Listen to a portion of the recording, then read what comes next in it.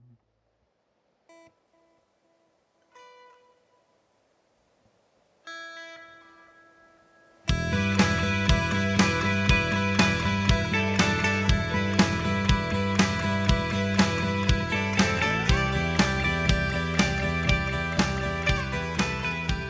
back to Nobody's Everyone. We touch it for you again. I have a very special guest, and before I introduce her, some of our episodes have been focused on fatherhood. Kyle and I have talked about this. We're relatively new dads. We love talking about the topic because there's a whole bunch of challenges Kyle and I go through all the time. This is something that I think is going to be very important for a lot of dads, and Suzanne Yatim Aslam has come to join us today. She's written this wonderful book. I'm really curious to hear more about. Suzanne, welcome to Nobody's. Really looking forward to our discussion today. Hey, thank you for having me. I'm excited. That's great. I don't know if you've talked to a lot of dads about the book that you've written, but maybe before we get into that, tell me a little bit about yourself and how many kids do you have, and what's that been like in terms of being a new mother, and tell me about that before we get into the essence of the book. Okay. So I have two boys, Sammy and Ronan. They just turned 5 and 7 last month. And it was really, really crazy. I never really wanted to be a mom. I think I just always assumed I would be one because that's just what people do. So I wasn't, super maternal or anything to begin with. And then when I became a mom, I was very shocked, physically shocked, mentally shocked, emotional. I mean, everything was just like, This is the first one with Sammy. Yeah, the first one. Yeah, And I was like, yeah. oh my God, this is it. This is terrible. This is terrible. Why do people do this? I didn't understand why people wanted to be a parent. I just thought it was horrible. And then it turns out I had postpartum depression and I just didn't know it. Because if you don't know what it is, it's really hard to understand that that's what it is. You just think that being a mom is really awful. And then, so once I got out of it, now I'm, obviously I'm crazy about them. I'm so in love with them and they're so amazing. But it was a rough journey to get to this point. When you were pregnant, were you feeling anything at that time, or was it more just after you gave birth in those early months? Or That's a very, very good question. Nobody's ever asked me that before. It is in the book, sort of. So around 8 months, I started to get really depressed. And this is all in hindsight that I'm telling you this because I didn't realize that's what it was at the time. I started to get really depressed. And it turns out that you can have perinatal depression, which is, the depression that occurs during pregnancy. And a lot of people are just like, oh, it's the hormones, and oh, you're just so tired and you're 8 months pregnant. And, like, who feels good when they're 8 months pregnant? So, I thought that that's just what it was. But it turns out that my depression had started then. I just was very unaware of it. now, if it starts early off like that, does it become even worse than afterwards? Do you know? Like, would it, if someone didn't have that? Sorry, was it you said perinatal? Perinatal, depression? yeah. Would it if they didn't have that, would it be less intense if it was postpartum, or does any of that carry over? Do you know? I don't know. It's really hard to say because everybody's different, and then everybody bonds or doesn't bond with their child differently. So I imagine that some people really struggle with perinatal depression and they have their baby and they're holding their baby and they're doing skin to skin contact and it feels good. And that actually really helps with the mother's hormones. But that wasn't the case for me. So it just got worse because when I was depressed and I was just pregnant, I could just lay on the couch and be miserable and watch episodes of Friends and, kind of pretend to be happy. Yeah. But then afterwards, I didn't get to do that. I had to be up in the middle of the night and changing diapers and feeding and being extremely physically worn out.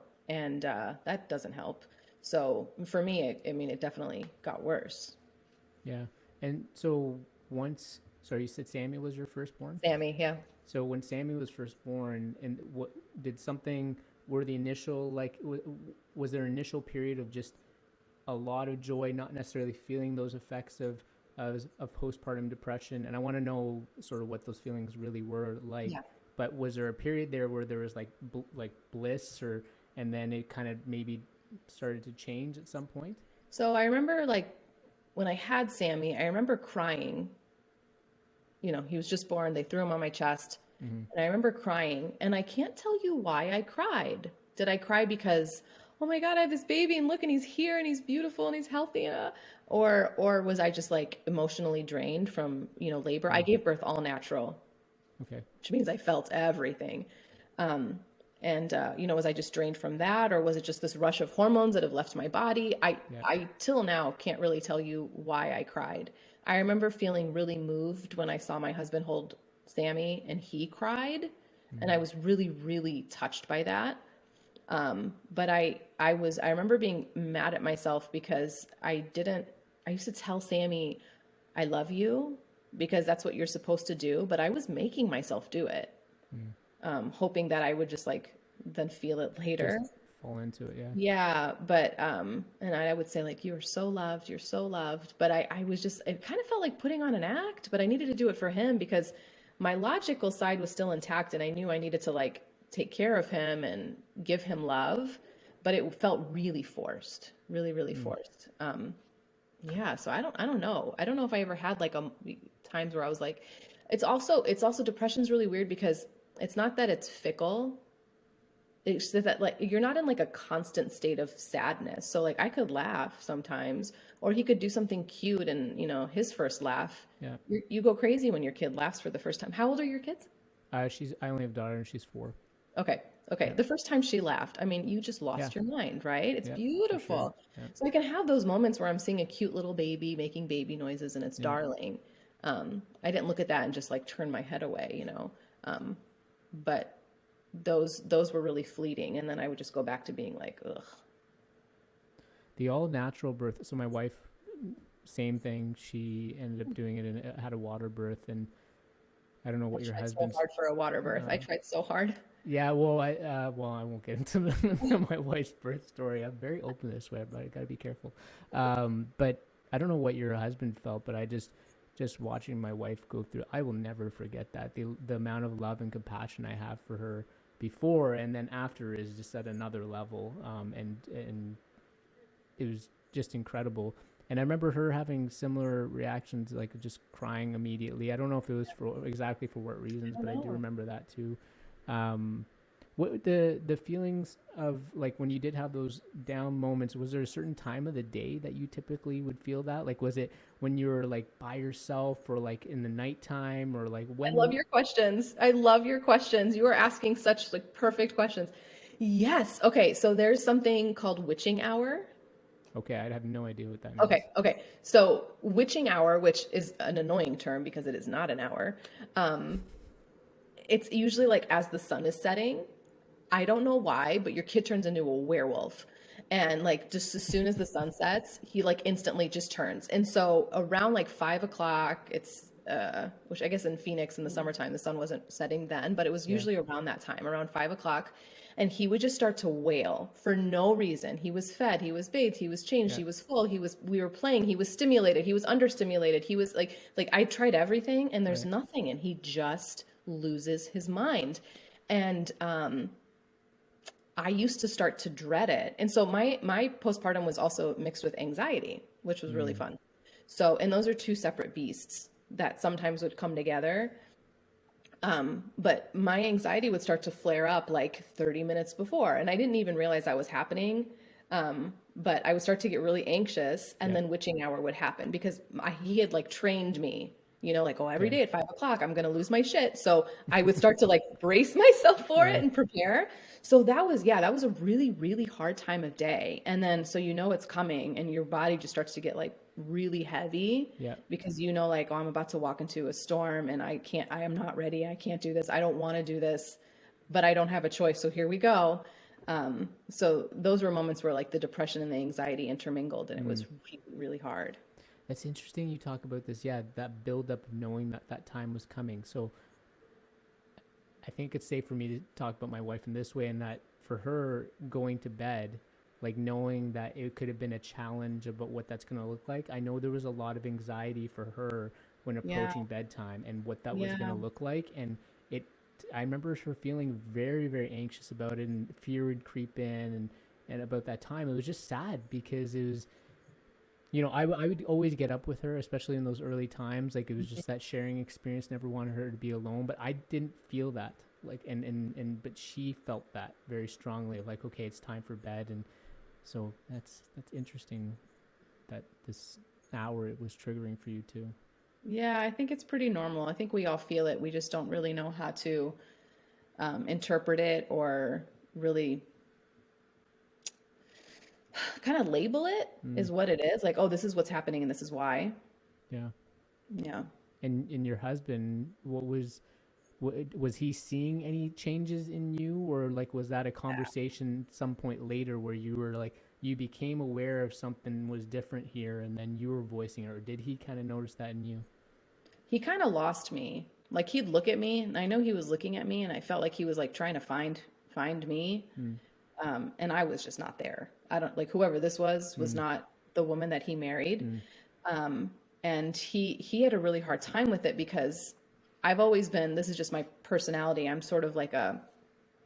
I'm not a very confrontational person mm, and I get really upset. Like if you're like, hey, so you did this thing and I'm like, I need you to not do that. Like, I get really anxious and I want to throw up and I just can't handle when like, which is funny because I used to be an actor. So like I had okay. to deal with criticism but anyway, so like somebody close to me, like my husband, he couldn't be open with me in that way. And that's something that we've worked on in our marriage where Mm, I'm like just more open to constructive criticism, like we're partners and sometimes I do things that aren't maybe what he would need. And so I need to work on that. So, but this was not the time for me to be working on that.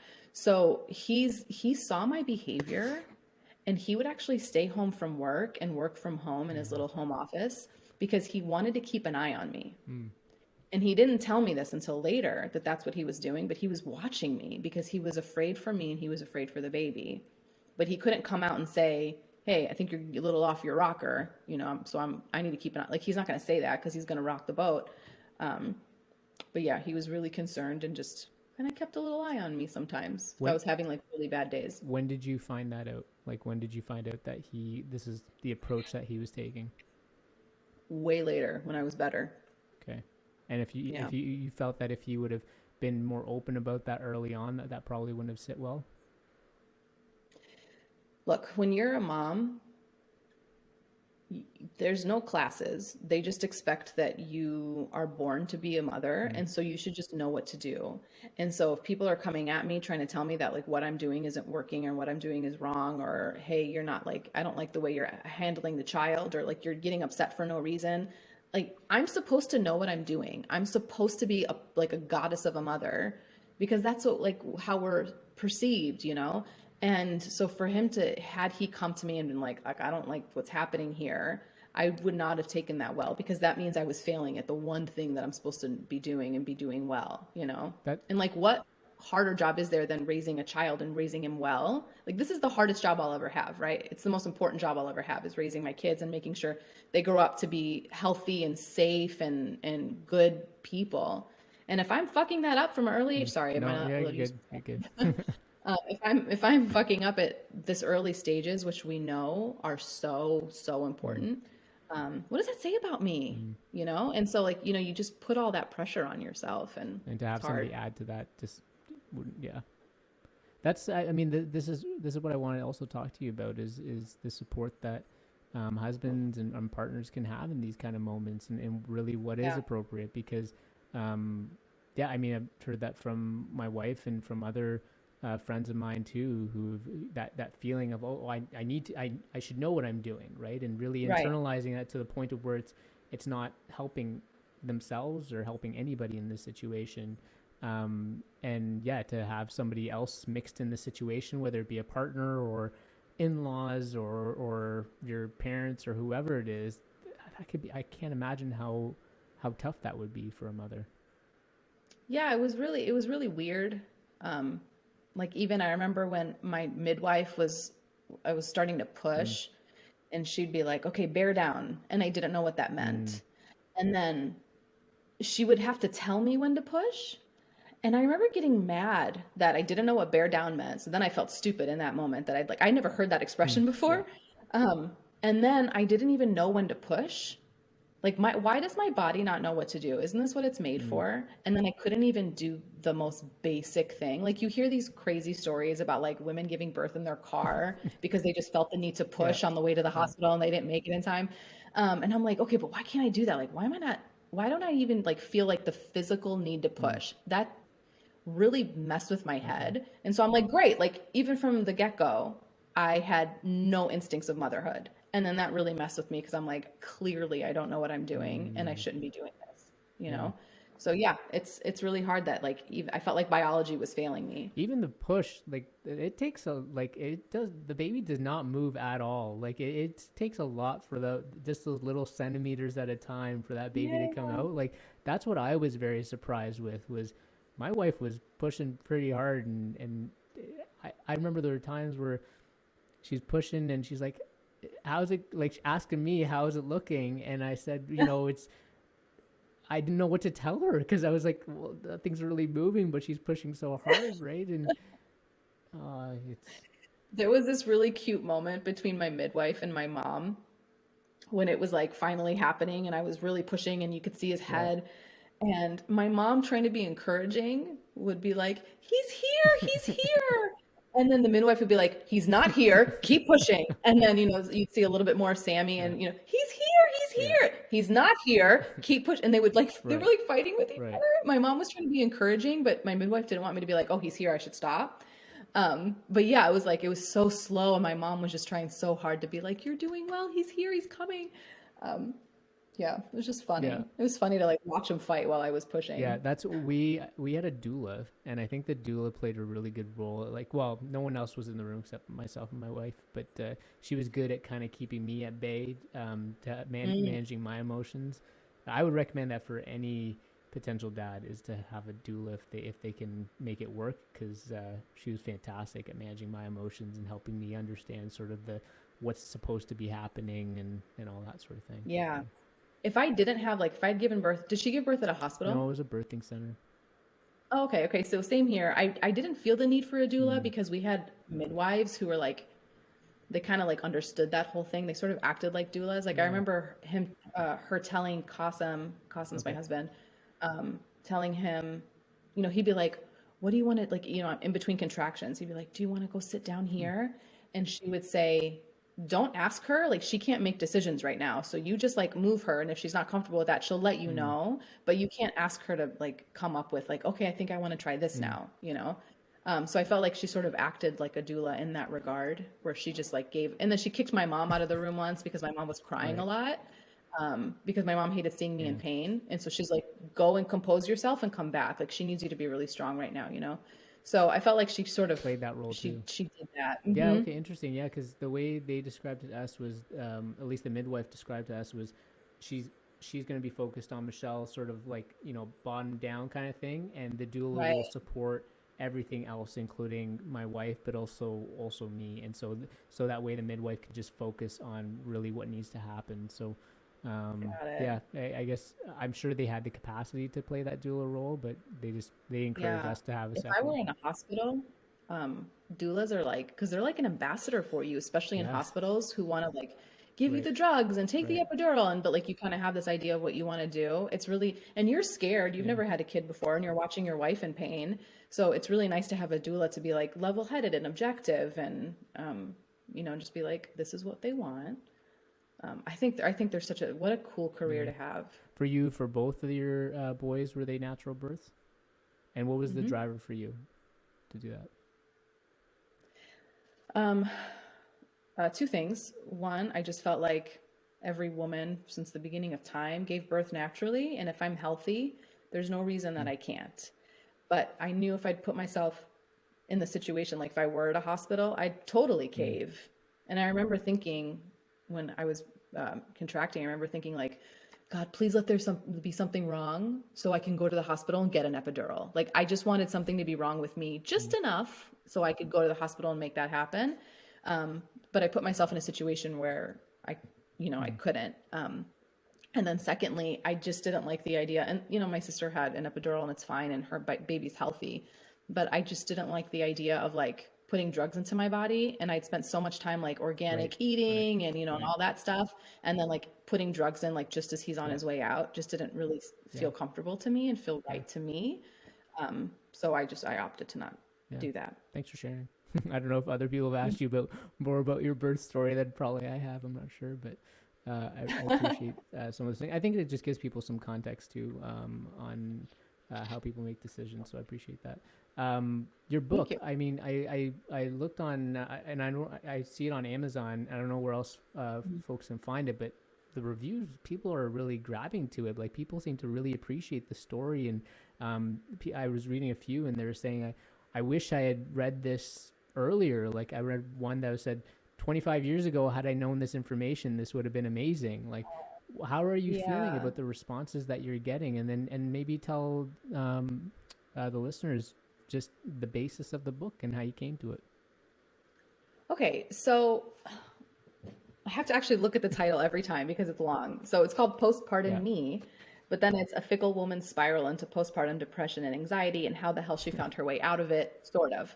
And the reason I did it that way, it's a dark comedy and it's all in the form of journal entries. Um, and the reason I did it in the form of journal entries is because my depression was in the form of I did not like my child and I felt that he had ruined my Mm, life. And you cannot go around mm, saying that. You can't tell people my child ruined my life. That makes you a very bad person. So, but those were the thoughts that I was having and I felt yeah. very judged for them, obviously. Like judged So by I others, wanted sorry, or your own self judgment? Oh, both, okay. both.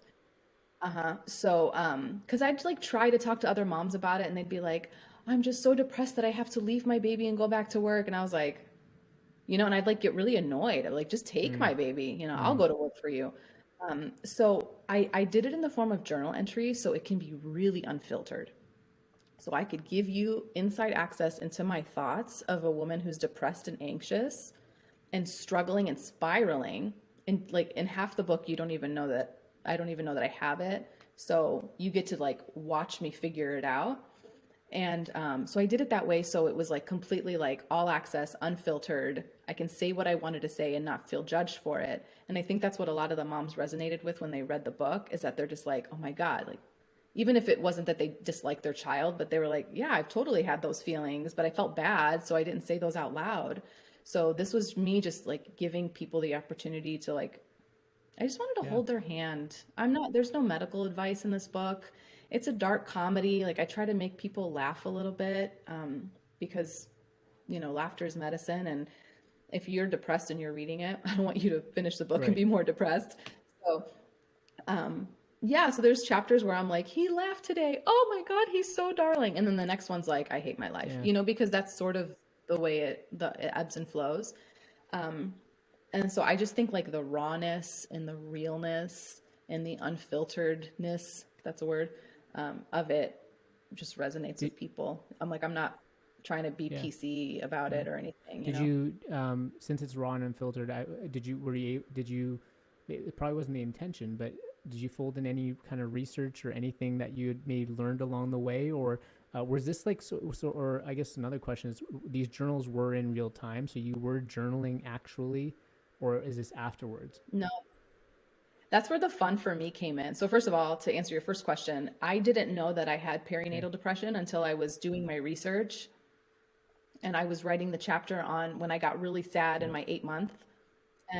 And then so I started doing research and I realized like, oh, I didn't even know that Mm, was a thing. I didn't know that just because you have a kid doesn't mean you know everything there is about like all that stuff. So I was like, oh my God, I didn't even realize that that's what that was. So that was kind of a cool discovery. Um, and then what was your second question? I'm so I, sorry. I, I forgot. that's okay. What I was actually going to also just ask though around depression itself, like peri and now postpartum depression.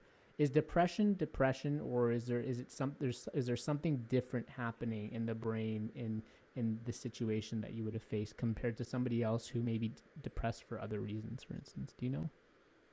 So this was hard for me because I never been depressed before. I never dealt with Yeah. any mental health issues before, which was a big reason why I didn't know Mm, that I had it because I had yeah. nothing to compare it to. And then I became depressed at the exact same time I became a mother. So I just sort of like correlation is causation in this regard. And I was like, oh, I feel bad because I'm a mom now and being a mom sucks. So I didn't realize that that's what it was. And I never had anything to compare it to. I do have friends that struggle with depression. So, I would talk about it with them and they're the ones that sort of help me realize that there must be something a little more to it than just struggling with motherhood, because they would be like, this sounds a lot like what I'm going through, except I don't have a baby to take care of on top of it.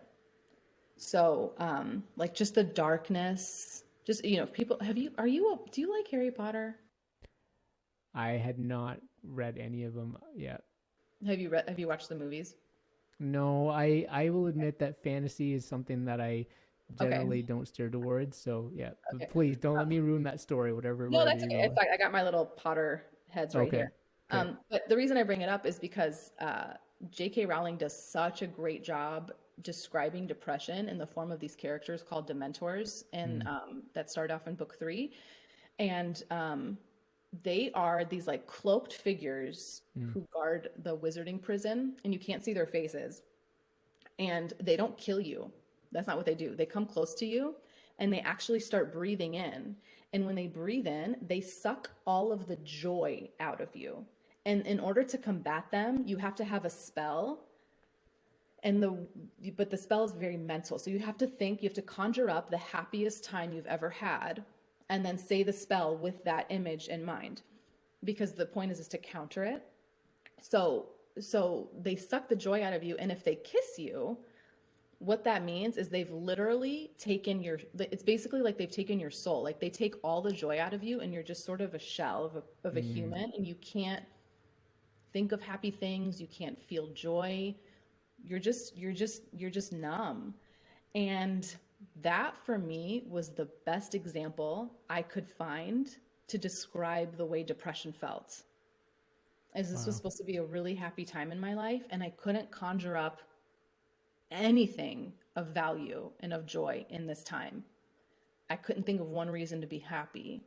And my body felt really, really, really heavy. And like they had just sucked everything away Mm. from me, and I was just left with nothing. And that's just, it was just such a beautiful picture. And I just kind of felt like I'm not going to try to rewrite it. So I'm just going to say it felt like having a dementor suck the Yeah. joy out of you, and Yeah. hope that people understand what that means. Yeah. Yeah, that's how it felt. And to have to contend with that and then take care of a baby. So my friends who were kind of talking me through it at the beginning were like, oh no, that's how it feels. But then we also don't have children. So I started to sort of learn like, okay, so I've watched you guys be depressed, and I've watched like how dark things get, but I never really made the connection for myself because it's not something that I ever struggled with before. This was a whole new beast. And if you don't have like the words for it, and I don't want to like need to label everything, but I guess in this case, like I just didn't know that this was even an option for me. Yeah. When you were talking to, because it sounds like you did, when you talked to other moms who may have suffered from postpartum depression or perinatal depression, would some of them try to normalize it in the sense of like, oh, this is what you're feeling is just kind of normal and you'll get through it, or like trying to diminish maybe what you were actually going through in any way? And was there in your mind at some point, was there a realization that no, this is something different, this is not normal? Or yeah, I don't know how you The interpret that. times that I felt like that I wasn't getting validated in that regard, that my feelings were being dismissed, was when I would say, this is so hard. I hate this. I feel like I'm trying to wake up from a bad dream. And then Mm, people would go, no, thank God he's healthy. Enjoy every minute. It goes by fast. And I'm like, you want me to enjoy this? Are you crazy? Are you not hearing me? I hate this. Like, how am mm, I supposed to find joy in this? It's awful. I'm in physical pain. I haven't slept. I can't think straight. I'm in a fog. Like, how is this something I'm supposed to enjoy? It goes by fast like that. And I remember just like, they would just dismiss it. And then I get really angry because I'm like, mm. you don't understand. You don't understand me. And then I just kind of like isolated myself more and more because nobody got it. And that was really frustrating. Yeah, and you know what? I'll share something. And maybe I feel like it could be not to find some similarity in your story and what I'm about to tell you, but I had a similar feeling when my dad died 5 years ago, and when he told me when people would try to relate to me and say, "Oh yeah, my dad died too," and I know what you're feeling like no, you don't. Like that relationship between my dad, you don't understand that relationship. I don't understand the relationship that you had with your dad. When people tried to Mm. connect to me at that level, I actually felt like I wanted to push them away. Like I didn't want to be close Interesting. to them. And so What would you have wanted them to say? Do you know, or it's do you in just know that that yeah, didn't that's help? a great question because I think before I'm somebody who tries to uh, show and convey a lot of empathy, and so I would have Yeah, tried to sit with them in that moment. But I think I would have tried to, yeah, just just say, "Oh, I understand," or these kind of things because I feel like building that connection would be supportive. But after when my dad died, I think I just wanted a simple thing would have been like, my sincere condolences or I'm sorry, and just that's it. Like I don't need to mm, hear the extra bit of like, yeah, losing a dad or a parent is so hard. I remember what it was like, and mm, like people try to do that obviously because they try to connect and they're coming from a good right. place, but I just didn't want to hear that because for me it's like, no, you don't know what I lost, right? and Yeah, and and before thought I would have thought making that connection was so important, but actually I didn't want people to make that connection. I didn't need anything. I just, if people acknowledged the loss, that would have been simple enough for me and it would have been so sufficient. interesting. Yeah. Yeah, we always do try that, don't we? We always say like, I can't imagine what you're going Yeah. through because instantly you're like, you want to imagine it. You want to have that empathy, but you can't. I haven't lost my dad Yeah. yet. So my response would be, I can't imagine what you're going through. Um, And because I can't I relate. think that's okay. It's just when people try to say that they also understand or they try to Mm, project themselves and trying to understand what mm, it feels like. I think that's the part I had a challenge with.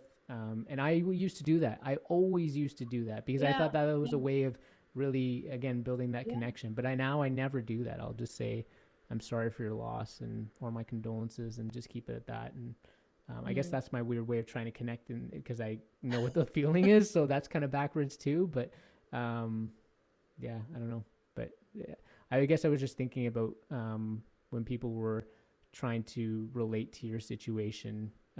I was thinking about that. That was what's going through my head. I think there's a lot, and I actually have a chapter in the book about this. I call it the chapter's called Great Scott, and I don't know if a lot of people get it, but it's a reference to Back to the Future because, Mm, like the time machine.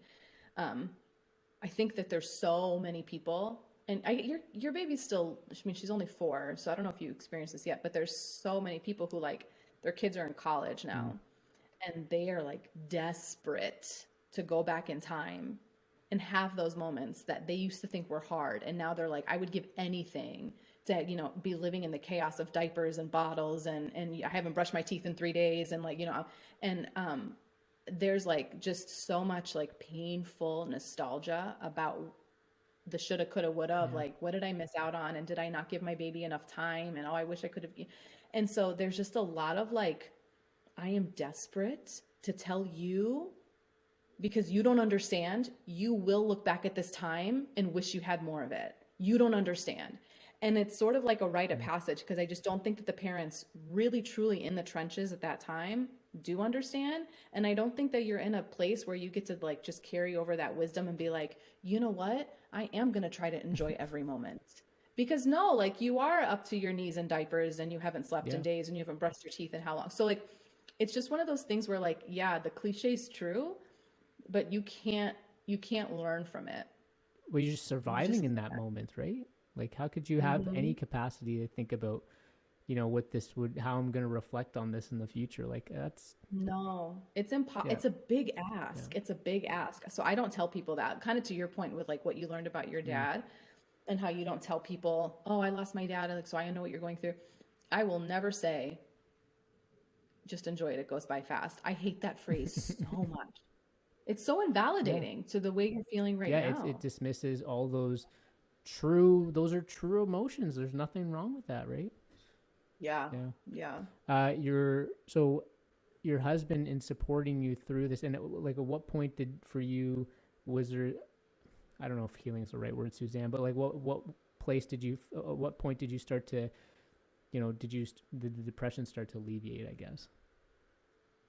Okay, so to the point of my husband, which is one of the reasons I reached Yeah. out to you guys because I really do think and Qasim did everything that he knew and that he could, but he wasn't in possession with enough information. And so the best person to help a mom is your Mm. partner. And so a lot of the guys just don't know what to do and then they want to like bury themselves in their work because that's how you support the your family. and that's great. But there's so much emotional support that we need, and we don't even know how to ask for it. So Qasim did what he could, but again, like I also wasn't sharing with him what was going on in my own head. And is that, So sorry, when really quick question on that. Were you someone who would typically share? Like you were very okay, all right. No, I'm very suffer in silence sort of a Okay, person. I'm getting better. okay. I'm really working hard on it. But yeah, I'm a suffer in silence sort of person, and I can take it. And and again, because I thought that this was just motherhood, like what is there to complain about? I'm a mom now and this sucks. So there's really nothing to. So I didn't really like, yeah, I would say like I hate this and I'm so tired, but I wasn't like really explaining like what was going on deep down. Um and then when I found out I was depressed, I didn't tell him right away. And so he was still like, he'd get mad at me about the way I was acting and the way I was treating the baby.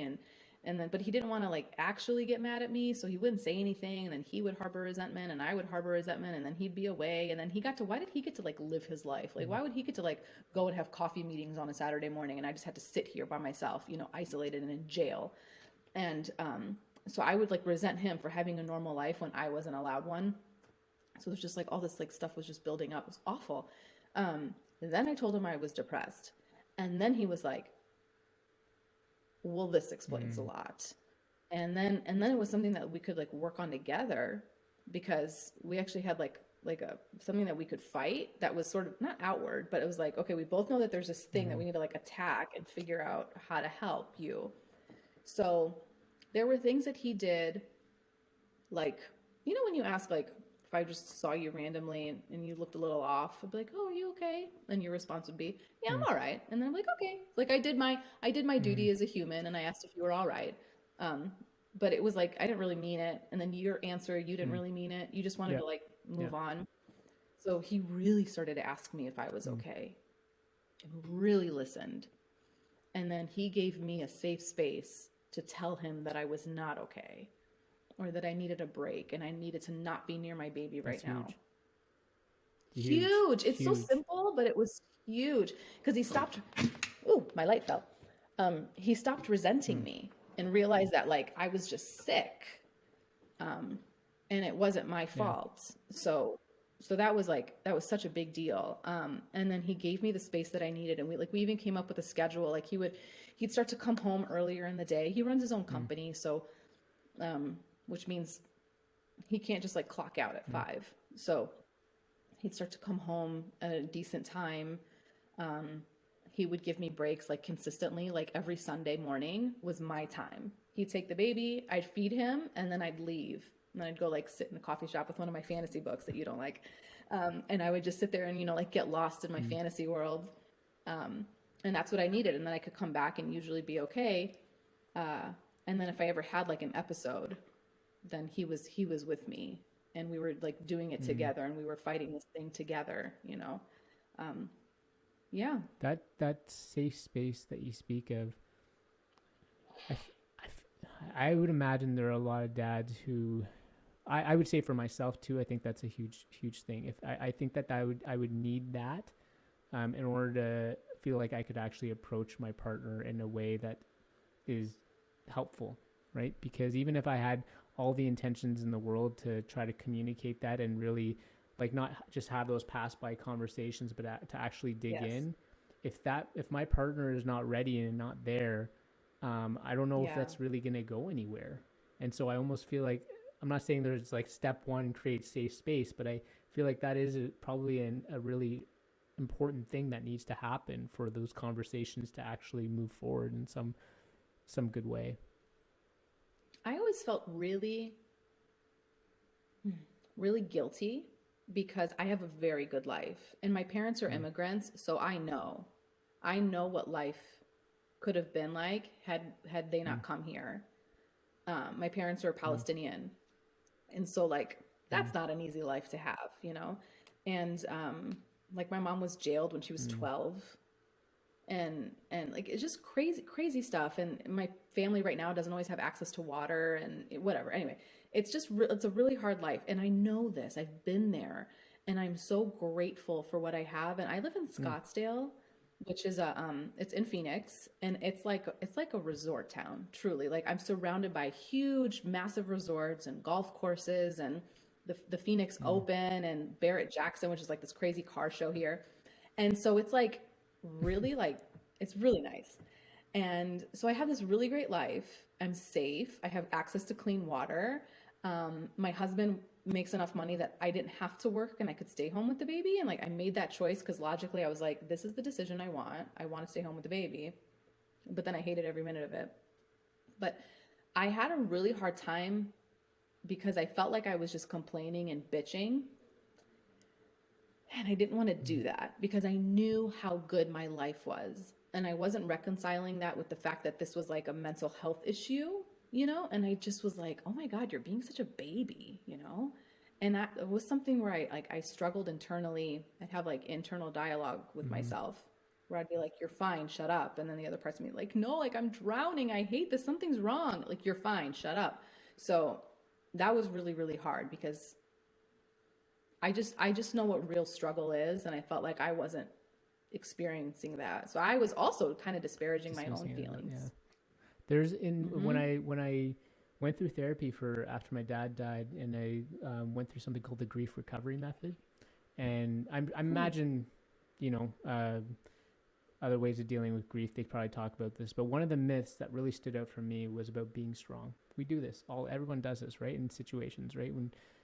When my dad was in the hospital and I had to be strong for my mother, or afterwards, just feeling Yeah. like okay, I had to be resolute and resolved and all these sort of things. And it wasn't until um, after my daughter was born, I was not feeling happy. I was not. Mm. I would hold her. I would, I had those same kind of moments like you said. Like you have those like, this is amazing. But then there was a part of me that was not there, and it was because I was grieving for my dad. And I realized when I went Mm. through therapy, and they were talking about like being strong is not really a thing because it dismisses those true feelings that you have. When I started to realize that and started to just embrace all the emotions that were going in and out, that's when the healing for me really started.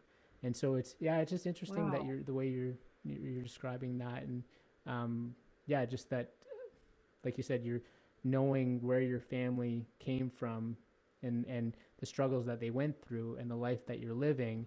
And it's like, well, I have this amazing life, like who am I to complain about this? But no, these are Yeah. just natural human feelings, and you're allowed to have them. It doesn't matter whether you're in Scottsdale or whether you're in Palestine, right? And we all do Yeah. that. And so for me, that was a huge pivot. I was like, okay, now I need to that be strong thing. I just need to let whatever emotions come into me, just let them come in, run their course, and then let them leave. And for me, I've found that to be has built up more resilience than anything. So That's so beautiful. It's such a hard thing for us to understand that we're allowed to have mm-hmm. feelings. And like I remember like saying my grandfather wasn't an emotional person, and then I realized later that oh, he is. He's just really angry. He's like a very angry person, but I dismiss that as being emotion as not being emotional because to me emotional is like Right. weepy and sad and whatever, but like anger is an emotion, but we don't really talk about it as if it were one. I like we just don't want to like be Yeah. sad all the time, and I think that that's the thing that like we're very scared of feeling like because most people who feel angry, it's sort of a cover up for Mm. being sad. You hurt me, so instead of me being sad about it, I'm just Mm. going to be mad at you. So we're like constantly trying to cover up sadness, and for some reason we've decided that sadness is the enemy, not anger, sadness, and we don't know how to work through it, so we just suppress Yeah. that. And anger's okay. Anger's okay. Like we can handle anger, and it's more temporary because you can have like a big explosion, then it'll go away, but Yeah. then you're still sad. And so sadness is the thing that we just seem to be really afraid of tackling because then it makes you have to ask questions that Requires are hard really work for deep, sure. and they're Yeah. so scary. It's so scary to really like go Yeah. that far in and ask those hard questions. I'd rather just be mad at Yeah. you. It's easy, right? Yeah. Yeah. Easy. Was there Hmm. any sort of cultural influence on how you perceive this for yourself, or how you managed through postpartum depression? Um, yeah, there's a lot of guilt and shame in like there's like one way that Arab women are supposed to be, and most of them are very maternal people, and like the whole, like, it's, I know it sounds cliche, but unfortunately it is, like, you're like barefoot and pregnant in the kitchen, and like that's your role. And I was sort of living into that role, but I didn't like it. And I had a really hard time because like all of the, like, my aunts and my grandmas and my mom, like they're all very like, this is my job and I'm really good at it. And then I just wasn't, I didn't like it. And it just felt like, I sort of wasn't doing like the good Arab girl thing, or at least not doing it well. And that was a bit of a struggle. And then I also struggled with like, because there's so much of our culture that's very, I don't like, and the values don't align with me here as an American. And there's so much of it that I do love. Oh my God. But there's so much of it that I don't. And so one of my bigger struggles was like, oh, I'm a mom now, and it's my job to pass on my culture to my kids. What does that look like for me as like a first generation American, as somebody who's decided that I'm not going to allow this and this and this into my life and like let that like control me? But what about all the really beautiful things about my culture that are so incredible that Sammy and Ronan don't get to see? Because I like, it's hard. It's a balancing act when you're an immigrant kid. It's just really, really, really hard. And I'm still working and on it. I will say, I don't know. for me too, I mean, my family grew up in, we're East Indian, and there are parts of it that I was born in Canada, but there are parts of it that I love, but there are parts of it that I push away because I find very ugly. And I think about those things as I raise my daughter Avina, on how to, and my Especially a wife, daughter. she's not East Indian. She's white, and she's half Scottish, half German. And so she's not bringing that aspect into things, right? She's learning at the same time Avina's learning, right? And so, those thoughts are always going through your mind. The culture, folks in the culture can kind of shame you for not applying certain things that that maybe you should have, or so I just push it all away. And Oh my God, I didn't. So we're mm, Christian Palestinians, and I didn't mm, baptize my babies. They are so right, worried for right. my baby's souls. They're just like, Appreciate the concern, right? they're so concerned. Yeah. It's so nice of you. Yeah, it's really funny that I Yeah, was like, I'm not doing that. And they're like, just do it. right. Like, it's just tradition. Like, you don't have to believe it. Just do it. And I'm like, Yeah. no, I'm not doing that. But so here's the weird part. I used to be really religious, and then I shunned it. And then I was like, no religion, it's all bad. And then now I have kids who are like Mm, finally kind of coming of age, and I'm like, what am I going to give them? Like, what? Because our culture and our mm, religion are really, really intertwined. So I'm like, well, like, what am I going mm, to pass on to them? I have nothing if I'm just going to like shun all of it. And I can't say that all of it's bad. So now I'm sort of in this new place. And I think a lot of people have to do this. Like, you have to go to the extreme and like just kind of like mm. reassess. And then you sort of go back and you're like, okay, there's parts of my religion and parts of my culture that are really beautiful. And that's what I want my kids to have. So I took my kids to our cousin's baptism. She got baptized. I don't want my kids to get baptized as a baby, but I was like, you need to go and see and ask the questions. Like, they were like, why is he doing this? I'm like, that's a great question. Go ask the priest. I don't know.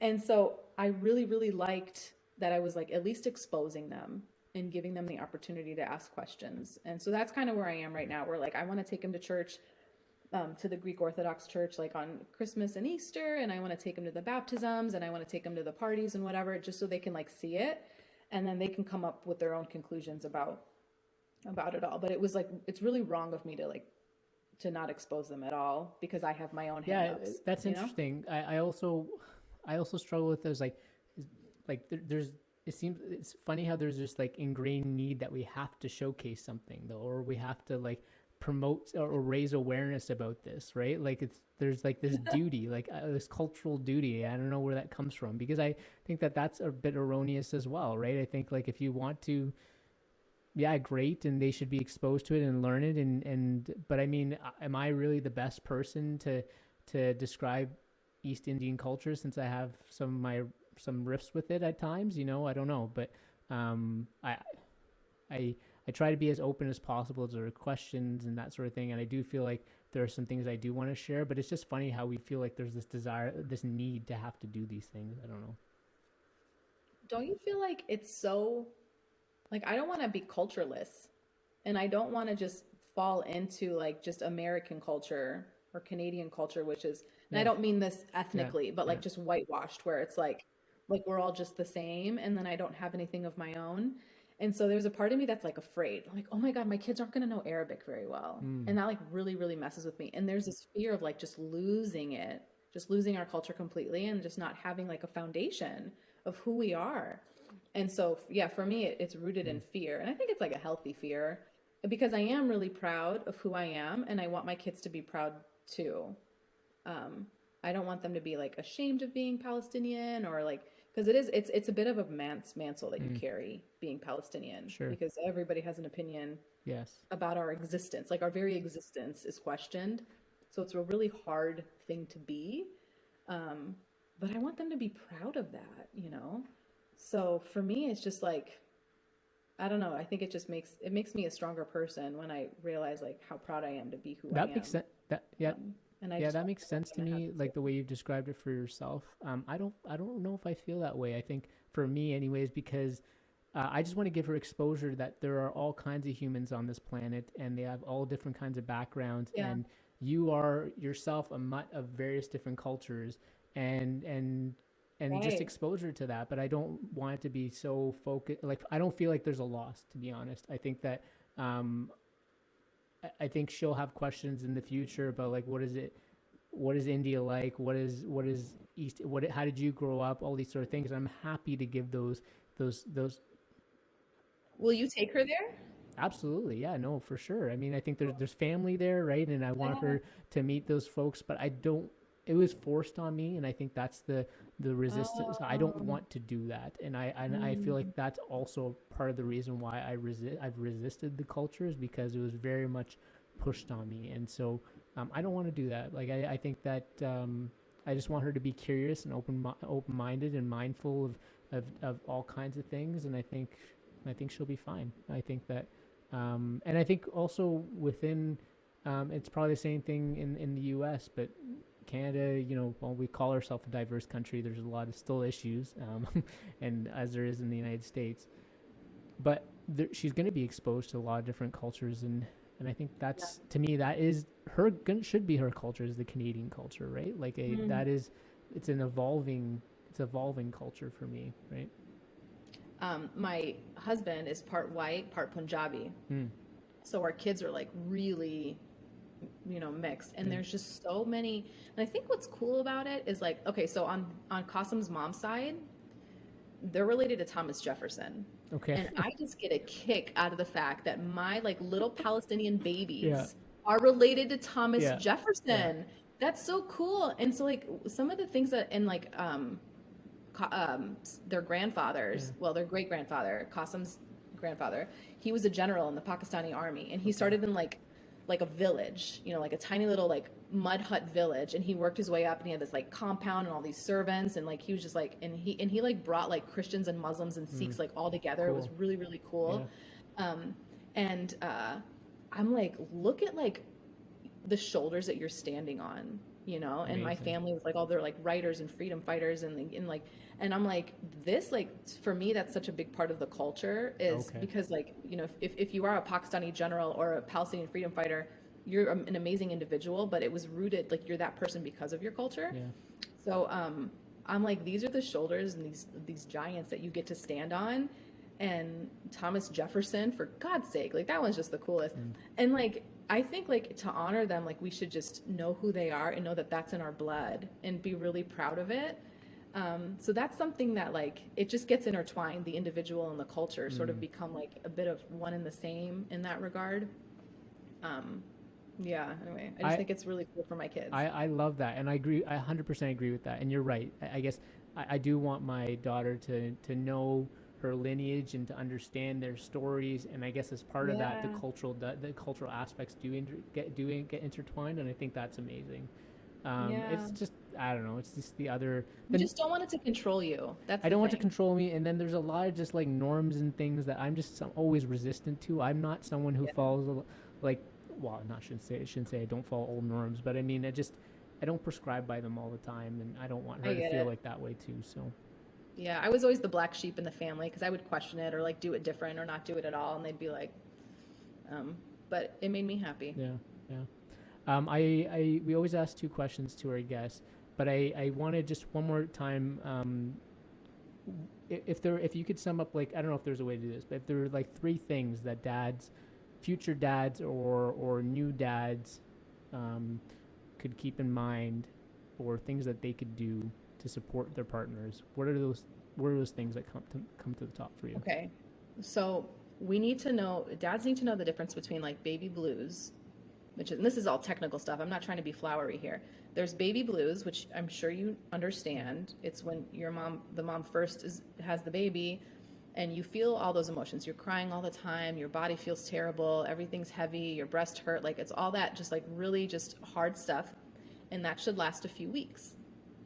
If it doesn't, and it goes longer than that, you need to question it. You need to Mm. question it, and ask, like you need to like really ask her what's going on, and it's okay if it's uncomfortable, and it's okay if it's like, hey, is there any chance that right now you're dealing with symptoms of postpartum depression or something similar to it? It doesn't have to be like full blown, just, but it could be that there's some things that are lingering that need to be addressed. Sometimes just talking about it is good. Sometimes just going to therapy is good. Sometimes you need to see a doctor about it. And it's just not something that we should be ashamed of. And I think a lot of us just sort of take it on that mental health depression is still a thing. That's like, it's uncomfortable to say, I'm depressed, and the feelings that come along with it. Do you know how hard it was for me to say, I'm lonely? Mm. That was so hard to say. Those two words put together are so uncomfortable. So, creating a safe space for her to like to say how she's really feeling and really genuinely ask, like, what can I do for you right now to make things better in the moment, which is important. Like if she needs to get away from the baby, you need to make that happen right away, and just give her that space that she's asking for. And then sort of an overarching long term, like what can we do to make you better, and who can we see and who can we talk to, and just take it very very seriously, because this is, if it's gone further than a few weeks, you're past the baby blues, and you're falling into the hole, and it's really hard to get out of the hole. That's great. When you said Yeah. it was hard for you to say I'm lonely, just tell me a little bit more about that. Costin was working late hours. This was when I had Ronan, so I had my second baby. It's a lot harder to leave the house with two babies, so I just stopped. I just didn't go Mm. places, and I isolated myself, Mm. and I was lonely. And then Costin was working really late, and I was alone, and I was sad, and he kept trying to, like, he's an entrepreneur, Mm. so he was like, look, you just need to go out and you need to do this, and maybe you could have this kind of job, and then you'll be better and everything. And so finally I listened to him talk, and then I just got really sad, and I was like, Qasim, it's none of that. I'm Mm. lonely. I'm alone. And then that was when he just was like, oh, I'm not here for you, and I'm the only person that can be, and I'm not doing that. So his presence, like just constant presence, was really Yeah. helpful. And this would have been with your second, anyways. This would have been still pre-COVID. Yeah, Yeah. thank God. Oh goodness. I know. Yeah. I can't imagine. Right. There's going to be a lot of new books Yeah. written for all those Yeah. COVID Yeah. moms. Yeah. For sure. Okay. Are you okay if we pivot to the last two questions? Yeah, let's do it. So question one is, dead or alive, who would be five people you would want to have dinner with? And I mean, if you want to have them together, great. If you want to have them individually, happy to hear about that. And then Kyle sometimes adds in what meal you think would Oh, be I there, think, but okay. that's okay. That's an ad lib one. So yeah. Okay, the first person that came to mind was Cleopatra. Okay. She spoke 9 languages. She Did was like, she? yeah. Oh, I did not know that. She was running interference between like the Egyptians and the Romans, and like she was such a big, powerful player. And I Mm. am always been really curious if like, because my initial thought was like, oh my gosh, she's a woman and she did all these things. But Mm. I actually think that like the women were perceived differently in that time period, in that empire. So it probably, I don't know, like, is it just not a big deal that she was a woman? or I'm just like just so curious. And she was just this huge power player hanging out with the likes of the Roman Empire, the leaders of the Roman Empire. And I just think that she must have been this powerhouse of a human being. I would have loved That's to. a cool one, yeah. Yeah, Gandhi. So I was my major was international human rights. So Gandhi is one of my heroes, and I think the thing that I love about him the most is he had a really bad temper that he had a hard time keeping in check, and it just humanized him so much for me. And then like his dedication to his cause, like he would walk like miles and miles and miles and miles and miles just to sift his own salt from the ocean. People don't do that. Like, you give up so easily, and he just refused to give up, and he was so dedicated that he made his own clothes, and because he just didn't want anything from the British Empire. And I just think that he's like an extremist in the most beautiful ways, and he just held so fast to his beliefs that he didn't waver because it was easy. And I just think that he's such a special person. Have you been to India before? No. Yeah, obviously there's a lot of places, where the salt marches, and a lot of my family lives around that area. And Really? yeah, so I mean, you can go to a lot of those places, and it's pretty neat, and they have a lot of different exhibits, and yeah. Oh, no way. That's so cool. And then I'm so glad. obviously in Delhi they have this, the place where he was assassinated, and then they have this memorial where they cremated his body and all that kind of stuff. So there are a lot of different places. That'd be cool to see. Yeah. That'd be really cool. Yeah. My third was Neil deGrasse Tyson. I love space. Yeah. I love space. I love space. And I can listen to him talk all day. I rewatch Cosmos so much because I just think he's so cool. I'm a huge fan of him. I love his voice. I love how passionate he is about space, and I'm just in awe of space. Yeah. And for him to the way he talks about it, huge crush, big time. Kyle and I have had this conversation on the podcast of what space versus the ocean, like what's more fascinating, and so he's on the ocean side, I'm on the space side, but it sounds like it sounds like you'd be maybe more on the space side. I'm like really afraid of the sea. There's so much that we don't know, and like space is not empty, but the sea's like full of these creatures who like make their own lights. Like, that's insane. That's just like, I'm like, respect the sea, leave it alone. I think that's what fascinates him, is that there is, that these things exist, and they obviously are more accessible than something that's so far out there that we'll just never going to see in our lifetime. So he's like, yeah, it's cool, but just I can't reach out to it like I could potentially with the ocean. So no, that's a really cool argument. That would be a fun one to be involved in. My fourth was Lin-Manuel Miranda. So I'm obsessed with Hamilton. Have you seen it? I've seen the Disney one a lot. Okay. I can actually do the dance moves with you if you want. And then I did get to see, not his performance, but I did go to New York last year, and I saw it on Broadway. Okay. The thing that I love about Lin is his discipline. He spent a year each on the first two songs of the show. And I love people. I'm so attracted to people who are like really hyper focused and really disciplined, and just like understand that what they're doing is so important that nothing else matters. And then he wrote this, like, have you seen it? No, but it's coming to Edmonton very soon. So yeah. I'm so happy for you. Please go see it. I have something to tell you about Edmonton in a little bit. He wrote such a smart play. Like, you're gonna watch one of them is called The Cabinet Battle. There's two cabinet battles where you just listen to Thomas Jefferson and Alexander Hamilton fight over finances. That should be very boring, but it's not. It's so good.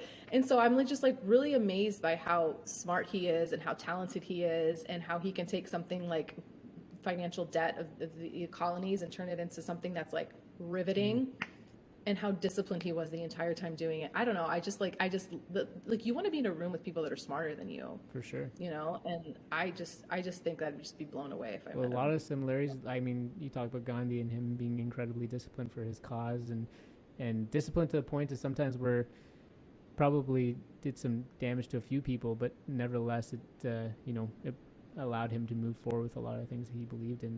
And I don't know, I see some connection there for those two. I didn't realize that until you said that. I wonder if wow, okay. I asked this question because I found that everybody I talk to, there's some sort of connection between the five. Sometimes there's some separation, but it kind of says something about the person themselves. Oh. That's what I've been finding when I've been asking all my guests this question and my friends these questions. So that's why I love hearing people's answers, because This is a good personality test. Like, forget Enneagram. This is, wow, okay.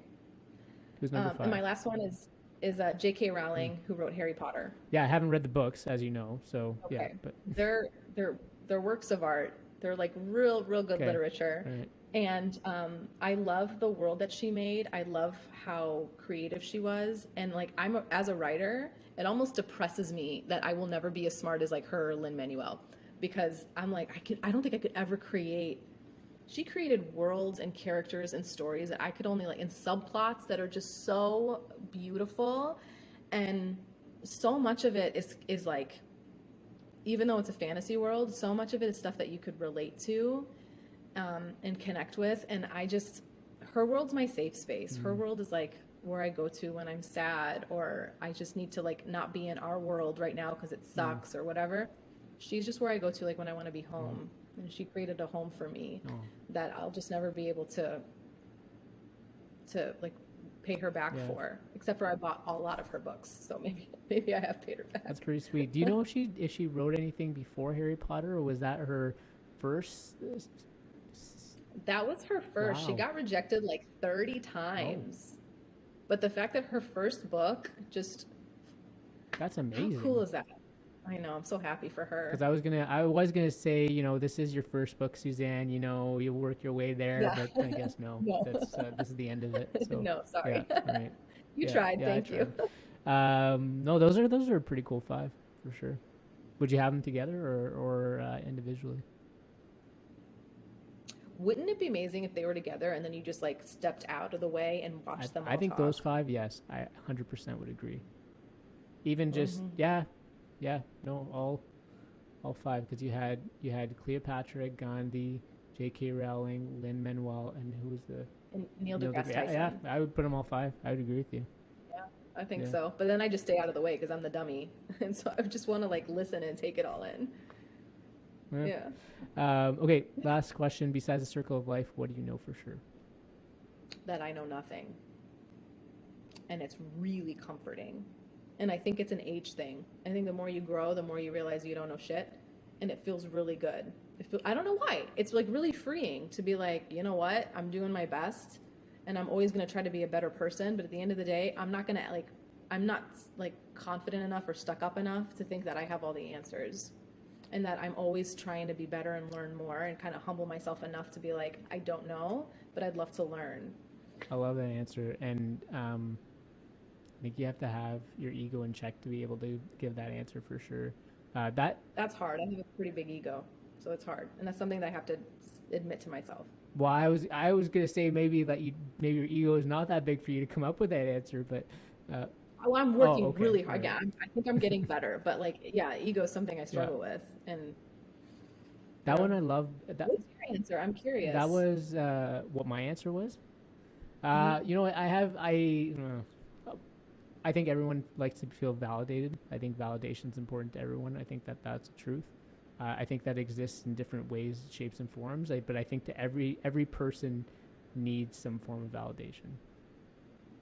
Rupesh, that is so wise. Oh. I really love that answer. Well, thanks.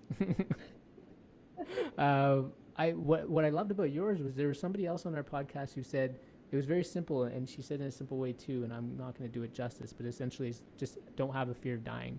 As soon as you don't have that fear of dying, everything becomes easy and comfortable. And the way you just said yours as well, it just reminded me of that. So.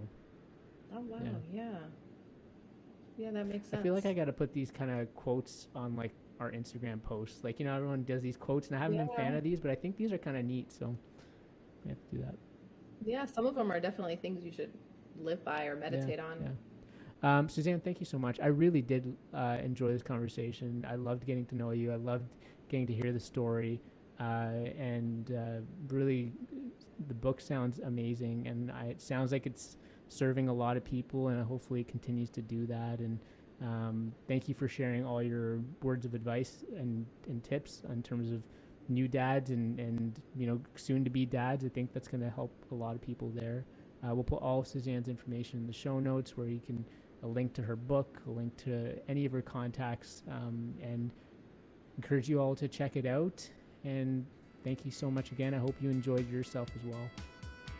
It was lovely, really lovely. Thank you so much. Sure. Okay, everyone. Thanks. See you again next time.